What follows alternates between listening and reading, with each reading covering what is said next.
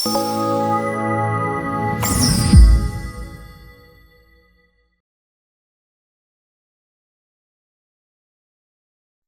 రాజగోపాల్ నాయుడు. ఆయన తండ్రి పేరు బొల్లినేని మునిస్వామి నాయుడు గారు.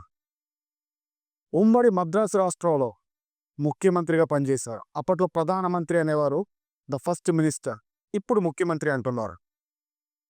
అటువంటి బొల్లినేని మునిస్వామి నాయుడు గారి కుమారుడు బొల్లినేని రాజగోపాల్ నాయుడు గారు. ఆయన ఎన్నో ఉన్నత చదువులు చదివి తరువాత బిహెచ్ఎల్లో ఉద్యోగం జాయిన్ చేసి ఆ తర్వాత సొంతగా మీడియా రంగంలో అడుగుపెట్టి ఈరోజు మీడియా రంగంలోనే అత్యుత్తమమైన స్థాయినికి చేరుకొని ఆ తర్వాత ఆయన వ్యక్తిత్వాన్ని గుర్తించిన శ్రీ చంద్రబాబు నాయుడు గారు ఆయన టీటీడీ చైర్మన్గా ఉన్నతమైన పదవినిచ్చారు.